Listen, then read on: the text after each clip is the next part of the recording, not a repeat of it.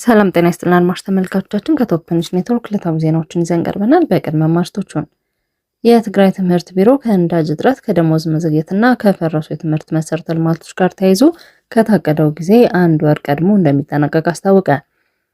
የሰላም ጥሪን ውድቅ አድርገው የቀሩ ታጣቂዎች በሰላማዊ መንገድ የገቡትን የኦነግ አባላትና ቤተሰቦች እየገደሉ ነው ሲል የኦሮሚያ ክልል አስተዳደርና ጸጥታ ቢሮ አስታወቀ። በድሬዳዋ ከ47 የከተማ ምክር ቤቶች የምርጫ ክልሎች ውስጥ ብልጽግና ፓርቲ በ32ቱ ብቻውን ይወዳደራል ተባለ። የአውሮፓ ህብረት በኢትዮጵያ ላይ ጥሎት የነበረውን ጥብቅ የሸንገን ቪዛ እገዳ ማንሳቱን አስታወቀ። በአሜሪካና በኢራን መካከል የተቀሰቀሰውን ጦርነት ተከትሎ ሞስኮ በሁለቱ ሀገራት መካከል ለሚደረጉ ማንኛውም የሰላም ድርድሮች አስፈላጊውን እገዛ ለማድረግ ዝግጁ መሆኗን ገለጸች። የትግራይ ትምህርት ቢሮ በትግራይ ክልል የ2018 የትምህርት ዘመን ከነዳጅ እጥረት፣ ከደሞዝ መዘግየት፣ ከፈረሱ የመሰረተ ልማቶች ጋር ተያይዞ እየተባባሰ በመጣው መስተጓጎል ምክንያት ከታቀደው ጊዜ አንድ ወር ቀድሞ እንደሚያስጠናቀቅ አስታውቋል። የቢሮው ኃላፊ ዶክተር ኪሮሽ ጉሽ የፌዴራል መንግስት የበጀት ድልድልና የነዳጅ አቅርቦትን ማገዱን በክልል ውስጥ የመምህራን ደሞዝ በወቅቱና በአግባቡ መክፈል የማይችሉ እንዳደረገው ተናግረዋል። ኪሮስ እንደገለጹት መምህራን ለወራት ካልተከፈለ የደሞዝ እጥረት በተጨማሪ በከፍተኛ የነዳጅ እጥረት ምክንያት ለትራንስፖርት በቀን ከ100 ብር በላይ ለማውጣት ተገደዋል። አክለውም የነዳጅ ቀውሱ እየተባባሰ በመምጣቱ በግል ትምህርት ቤቶች ልጆቻቸውን ያስመዘገቡ ጨምሮ ወላጆች ተማሪዎቻቸውን ወደ ትምህርት ቤት ለማጓጓዝ እየተቸገሩ መሆኑን ገልጸዋል። በሰኔ ወር 2018 ዓ.ም እንዲካሄድ የተያዙት ብሔራዊ ፈተናዎች መደበኛውን የመማር ማስተማር ሂደት ከመቋረጣቸው በተጨማሪ በትግራይ ጦርነት ወቅት የትምህርት ተቋማት በመውደማቸው በርካታ ተማሪዎች አሁንም በጊዜያዊ መጠለያ ውስጥ ባሉ የመማሪያ ቦታዎች ላይ እንደሚገኙ ጠቁመዋል።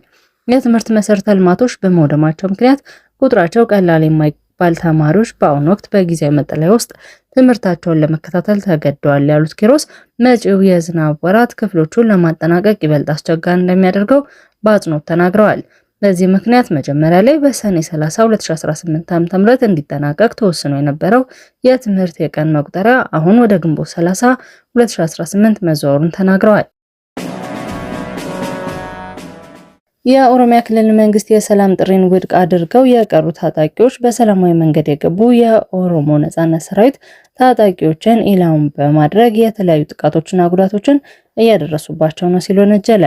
የኦሮሚያ ክልል አስተዳደር ጸጥታ ቢሮ በይፋዊ የማህበራዊ ትስስር ገጹ ላይ ባወጣው መግለጫ የክልሉ የጸጥታ ሁኔታ እየተሻሻለ ቢመጣም አሁንም ፈተናዎች መኖራቸውና ታጣቂዎች ጉዳት እያደረሱ መሆኑን አመላክቷል። የኦሮሚያ ክልል አስተዳደርና ጸጥታ ቢሮ ኃላፊ ኮሚሽነር አራርሳ መርዳሳ ሸኔ ሲሉ የጠሯቸው ታጣቂዎች ሰላም መርጠው ወደ ህብረተሰቡ የተመለሱ የቀድሞ ታጣቂዎችን እያደኑ መግደል፣ ቤተሰቦቻቸውን ማገትና መግደል እንዲሁም መኖሪያ ቤታቸውን ማቃጠል መደበኛ ስራቸው አድርገውታል ብለዋል። ይህንን ሁኔታ በየጊዜው እየተቆራረጠ ወደ ሰላም መንገድ የሚመጡ አካላትን እንደሚያረጋግጡበትና በተለያዩ አካባቢዎች በተጨባጭ የሚታይ እውነታ መሆኑን በመግለጫቸው ገልጸዋል። የክልሉ ሰላምን ለማናጋት የውስጥና የውጭ አካላት ተቀናጅተው እየሰሩ መሆኑን የጠቆመው መግለጫው ለዚህም መንግስት በሁለት መንገድ መፍትሄ ለማምጣት እየሰራ መሆኑን አስታውቀዋል። በዚህ መሰረት በመጀመሪያ በሀገር ሽማግሌዎችና በአባገዳዎች በኩል በሚቀርቡ ጥሪዎች ታጣቂዎች በሰላም እንዲገቡ ማድረግ ሲሆን፣ ሌላኛው ጥሪ ውድቅ አድርገው በቀሩት የመንግስት የጸጥታ አካላት አስፈላጊውን እርምጃ እንዲወሰድ እየተደረገ ይገኛል ብለዋል። የሰላም ጥሪውን ለመቀበል ፈቃደኛ ያልሆኑ አካላት ህዝብን ማሰቃየት፣ አርሶ አደሮችን መዝረፍ፣ ሰዎችን አግቶ ገንዘብ መቀበልና ባለሀብቶችን በማስፈራራት መዝረፍ ላይ ተሰማርተው እንደሚገኙ ኮሚሽነር አራርሳ አክለው ገልጸዋል። እነዚህ አካላት የሻዕቢያ የህወሓትና የሌሎች ጠላቶችን የጥፋት ተላላኪ ቡድኖች ናቸው ሲሉ በመወንጀል አሁን ላይ ያለው ብቸኛ አማራጭ በህግ የበላይነት ማጽዳት ብቻ መፍትሄ መሆኑን አስረድተዋል። በድሬዳዋ ከ47 የከተማ ምክር ቤት የምርጫ ክልሎች ውስጥ ብልጽግና ፓርቲ በ32ቱ ብቻውን ይወዳደራል። የኢትዮጵያ ብሔራዊ ምርጫ ቦርድ ይፋ ያደረገው የሰባተኛው ጠቅላላ ምርጫ የእጩዎች ዝርዝር ሰነድ እንደሚያሳየው የድሬዳዋ ከተማ ምክር ቤት ካሉት 47 የምርጫ ክልሎች ውስጥ በ32ቱ ብልጽግና ፓርቲ ብቻውን ይወዳደራል። የድሬዳዋ ከተማ ምክር ቤት በአጠቃላይ ካሉት 189 መቀመጫዎች ብልጽግና ፓርቲ ለ161 እጩዎች ያቀረበ ሲሆን ከነዚህም ውስጥ 92ቱ ያለምንም ተፎካካሪ የሚወዳደርባቸው ናቸው። በዚህም ብልጽግና ፓርቲ 48.7 በመቶ የሚሆነውን የድሬዳዋ ከተማ ምክር ቤት ወንበሮችን እንደሚቆጣጠር አስቀድሞ መገመት ተችሏል።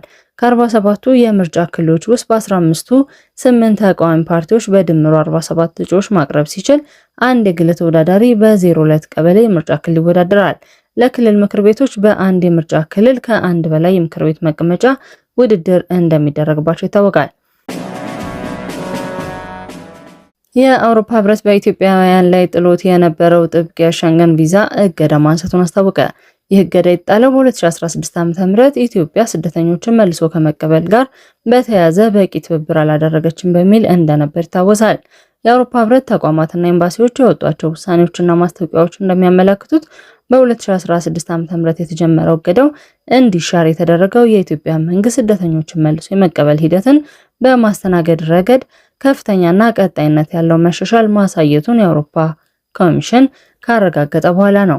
በዚህም መሰረት የኢትዮጵያ ዜጎች ከአሁን በኋላ ለብዙ ጊዜ መግቢያ የሚያገለግለውን የሸንገን ቪዛ ለማግኘት ብቁ የሆኑ ሲሆን የዲፕሎማቲክና የአገልግሎት ፓስፖርቶች ያላቸው ዜጎች ደግሞ ከቪዛ ነፃ ተደርገዋል።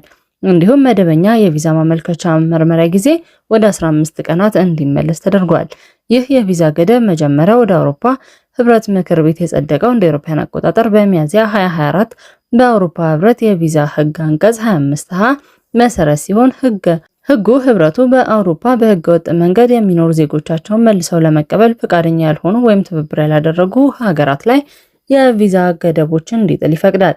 በወቅቱ ምክር ቤቱ ኢትዮጵያ የስደተኞችን መልሶ የመቀበል ጥያቄ ምላሽ ለመስጠት የአደጋ ጊዜ ጉዞ ሰነዶችን በማውጣት እንዲሁም በፈቃደኝነት የተመሰረተና አስገዳጅ የመልሶ ማፈናቀል ስራዎችን በማመቻቸት ረገድ ዝቅተኛ የትብብር ደረጃ አሳይታለች በሚል ወቅሷት ነበረ። በአሜሪካና በኢራን መካከል የተቀሰቀሰው ጦርነት ተከትሎ ሞስኮ በሁለቱ ሀገራት መካከል ለሚደረጉ ማንኛውም የሰላም ድርድሮች አስፈላጊውን እገዛ ለማድረግ ዝግጁ መሆኗን የሩሲያ የውጭ ጉዳይ ሚኒስቴር ሰርጌይ ላቭሮቭ ተናገሩ።